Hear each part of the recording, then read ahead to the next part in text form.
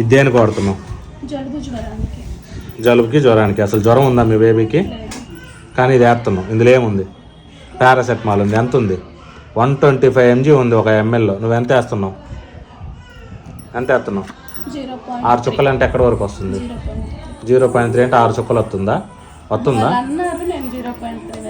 వాళ్ళు 6 చుక్కలు రాశారు, నువ్వు 0.3 వేస్తున్నావు. ఏమని? 0.3 అన్నారని చెప్పి వేస్తున్నావు. సరే ఎత్తి 6 చుక్కలు చూద్దాం.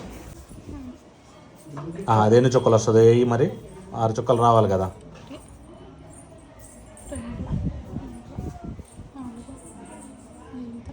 నువ్వు వేసిన చుక్కల్లో కూడా ఏమొచ్చింది? మధ్యలో గాలి వచ్చింది. సో ఎంత చుక్క పడుతుందో నీకు ఎట్ట తెలుస్తుంది?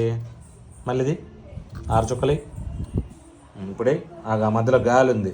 ఇప్పుడే 1 2 3 4 5 6 ఎంతవరకు వచ్చింది? అది నువ్వు వేసిన 0.3 వచ్చిందా? 0.5 దాకా వచ్చింది. అంటే డ్రాప్స్ నువ్వు చెప్పలేవు. ఎందుకు? ఒక్కోసారి నువ్వు వేసిన డ్రాప్లు ఏం పడుతుంది? గాలి వస్తుంది.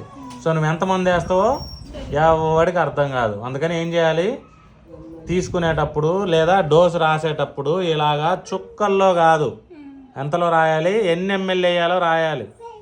అప్పుడు నువ్వు కరెక్ట్ డోస్ వేస్తావు. 1 2 అసలు నువ్వు జ్వరం లేకుండా ఇంత జ్వరం మంది వేస్తున్నావు. నువ్వు 6 చుక్కలు అంటే 0.5 ml అంటే ఇది ఎంత?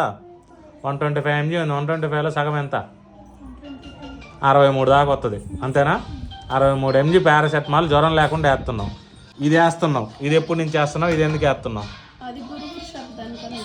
పిల్లల్లో గురుగురు శబ్దం వస్తే ఇది ఏమని వాడుతున్నావు. అంతేనా? ఇదేంటిది అనుకుంటున్నావు? ఇది స్టెరాయిడ్ ప్రెగ్నెన్సీలోనే. అంటే ఇది అస్సలు పిల్లల్లో వాడకూడదు. అర్థమైందా? స్టెరాయిడ్స్ వాడితే ఏమవుతుంది? ఇమ్యూనిటీ పడిపోతుంది, ఇమ్యూనిటీ తగ్గిపోతుంది. ఇది మన ఇమ్యూనిటీని తగ్గించే మందు. పిల్లల్లో నీకు ఎప్పుడు దగ్గు జలుబు వచ్చినా ఇదిగో ఈ స్టెరాయిడ్ అనేది పొరపాటున కూడా వాడకూడదు. అర్థమైందా? లేదా ఇదిగో ఈ జ్వరం మందు, సిపిఎం ఇవన్నీ కలిపిన మందు ఎప్పుడు వాడకూడదు. రెండోది, ఎప్పుడు మందు ఎన్ని ml వేయాలో రాపించుకోవాలి, ఎన్ని చుక్కలో కాదు. ఎందుకు? ఎంత చుక్క పడిద్దో తెలియదు. ఆ చుక్కలో గాలి వస్తుందా, మందు వస్తుందా, ఎయిర్ బబుల్ వస్తుందా?